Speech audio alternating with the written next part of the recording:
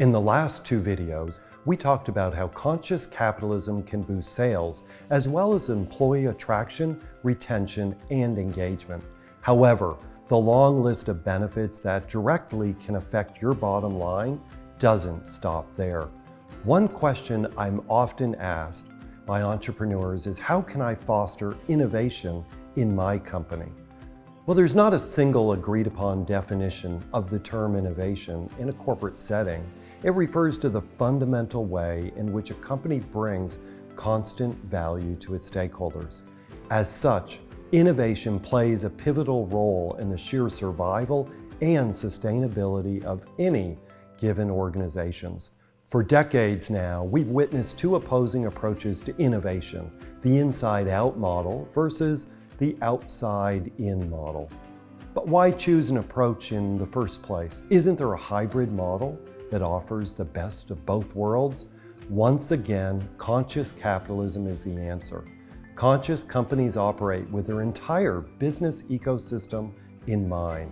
They concentrate on optimizing shared value for all their stakeholders without trade-offs. This includes customers, employees, suppliers, shareholders, society at large, and yes, the environment.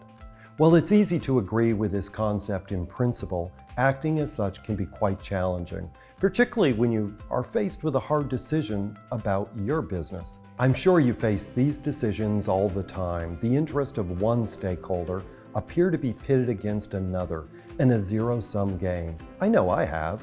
In my early days as an entrepreneur, cash was tight at the end of the year. I asked myself, do I pay my vendors on time or give my team a bonus? Business leaders like you and I make these choices every day. There is just one problem. When a trade-off is involved, there isn't a right choice to make.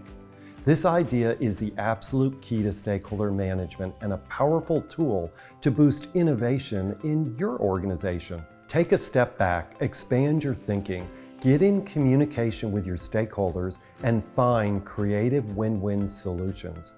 This is time-consuming in the short term, but the loyalty, collaboration, and innovation it fosters are well worth it. Trust me. Take Nicole Snow. She's the founder and CEO of Darn Good Yarn. She noticed her yarn would come back at random weights from her supplier in India and was pretty concerned and rightfully frustrated. Most people would have walked away and looked for another supplier, which would have caused delays, loss in yarn quality, cost inefficiencies, and loss of revenues. But instead, she chose to approach this situation with a conscious mindset. She put into practice what she'd learned about stakeholder management. Nicole decided to investigate the situation and soon realized that her supplier had recently introduced digital scales to the production factory. However, their workers, mostly women, couldn't read numbers. Working with her supplier, they decided to bring a tutor to teach workers basic math. And at the end of the day, Nicole kept her vendor, who in return kept his client, and the workers now have learned an important new skill they're going to carry with them forever. This is one concrete example of conscious capitalism and stakeholder management at work. I help clients face these decisions with the lens of conscious capitalism every day. When I do, I tell them that suppliers are a source of collaboration and innovation. And when we have these kinds of synergistic relationships, both organizations grow and grow together. A win-win. Rather than shrewdly negotiating lower prices with your vendors, discuss how you can help them achieve success in their own endeavors, which in turn delivers more value to your customers. Overall, view all your stakeholders as part of a virtuous ecosystem, all intertwined and interconnected. It's no longer about competition, but cooperation. How can you get started? Define who your key stakeholder groups are. Determine the best spokespersons to represent each key group.